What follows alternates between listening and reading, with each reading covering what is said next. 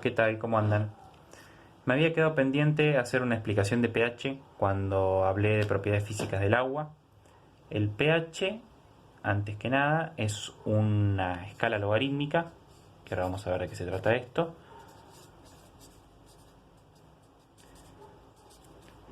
que define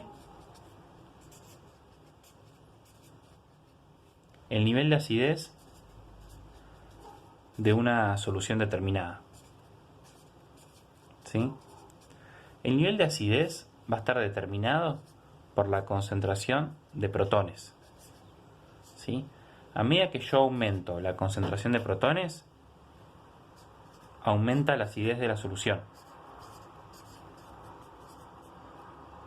Bien, esto es algo que es básico y que tienen que conocer.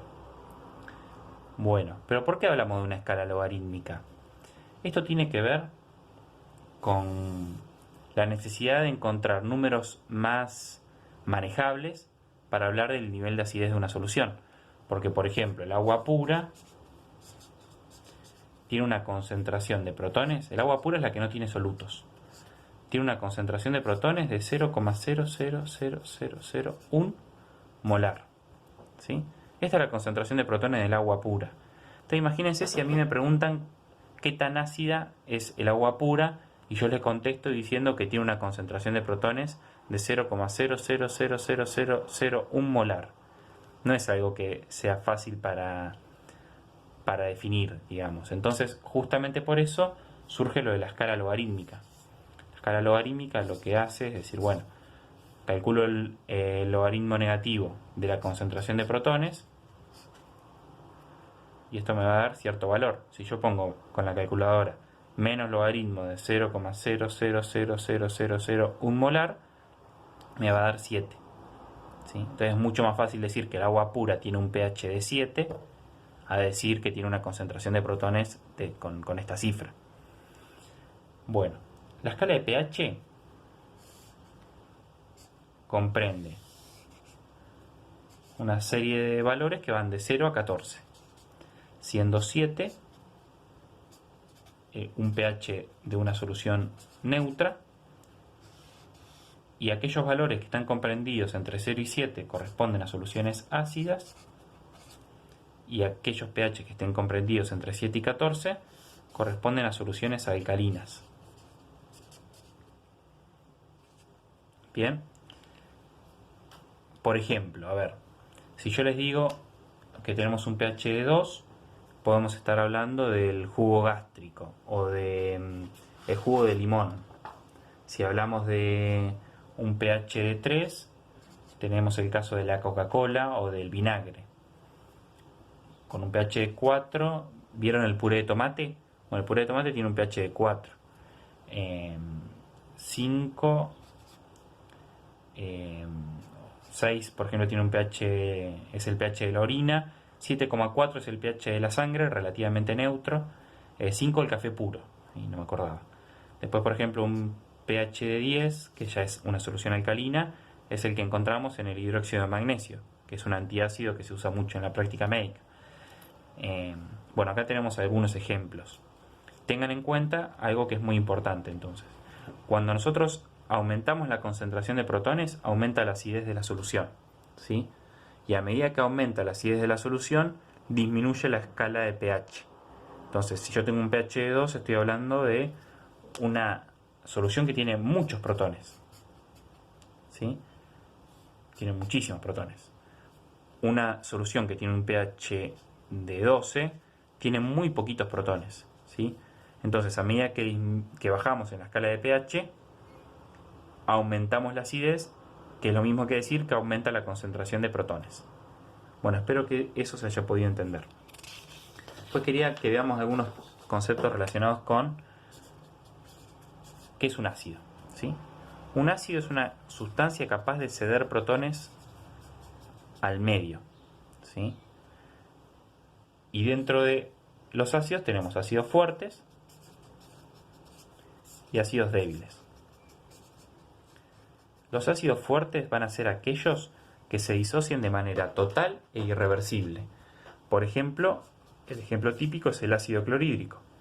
El ácido clorhídrico, al encontrarse en solución, se divide de manera irreversible, por eso la flecha unidireccional, en protón y en cloruro, ¿sí? La disociación es total y además es irreversible. Mientras que en los ácidos débiles, como es por ejemplo el ácido carbónico, se produce una disociación que es reversible, por eso la flecha bidireccional, en un protón y el anión correspondiente, ¿sí? Es una disociación parcial y además reversible. Por eso hablamos de un ácido débil. Con las bases ocurre lo mismo. Las bases, a diferencia de los ácidos, son sustancias capaces de captar protones del medio o ceder aniones oxidrilo. Y tenemos bases fuertes. Estoy quedando sin fibrón, voy a cambiar. Tenemos bases fuertes, que puede ser, por ejemplo, el ejemplo típico es el hidróxido de sodio, que se va a dividir de manera irreversible en sodio y en el anión oxidrilo. Y un ejemplo de una base débil, el que más utilizamos es el ejemplo del amoníaco. El amoníaco, si lo combinamos, esto es NH3, por si no se entiende. El amoníaco, al encontrarse en solución, se va a disociar de manera reversible en amonio, capta protones, ¿sí? Y en un anión oxidrilo. Bien, entonces fíjense, C de oxidrilo capta protones y además es reversible. Estamos frente a una base débil. Espero que esto se haya podido entender. Lo último que quería explicar, muy corto, es el concepto de buffer, que vi que también estaba contemplado en el programa. Una sustancia buffer es aquella que es capaz de amortiguar los cambios de pH. Bien, supónganse, nosotros en la sangre tenemos un pH, como les decía, de 7,4. Bueno, ¿qué es lo que ocurre en la sangre? Hay algunas enfermedades, por ejemplo en la diabetes, en una de las complicaciones de la diabetes, donde puede verse alterado el pH, en una complicación que es la cetoacidosis diabética. Entonces, ¿qué es lo que ocurre? Nosotros tenemos en la sangre el ácido carbónico, que es un ejemplo muy típico de buffer. El ácido carbónico, como veíamos recién, se puede dividir en un protón y en el ácido correspondiente, ¿sí? A la vez, el ácido carbónico se puede formar a partir de dióxido de carbono y agua. Acá hay una enzima que interviene. Esto capaz que es muy fino, lo explico medio rápido. Si nosotros en la sangre aumenta la concentración de protones, es decir, disminuye el pH, lo que ocurre es que va a tender, si aumenta el pH, si aumenta la concentración de protones, disminuye el pH, entonces los protones tienden a asociarse, a reaccionar con el ácido y forma el ácido carbónico. Y el ácido carbónico se transforma en agua y en dióxido de carbono, que son sustancias que las podemos expulsar del cuerpo por medio de la orina, por medio de la transpiración, por medio de la ventilación, como el caso del dióxido de carbono. Entonces, de esta manera podemos de alguna manera evitar los cambios bruscos de pH. A su vez, si vemos que disminuye la concentración de protones, el ácido carbónico tiende a formar protón y el anión correspondiente, ¿sí? Entonces aumentan los protones en caso de que baje la concentración de protones y por ende aumente el pH. Bueno, espero que se haya podido entender. Cualquier cosa, podemos hacer alguna transmisión en vivo o algo para poder dar una mano.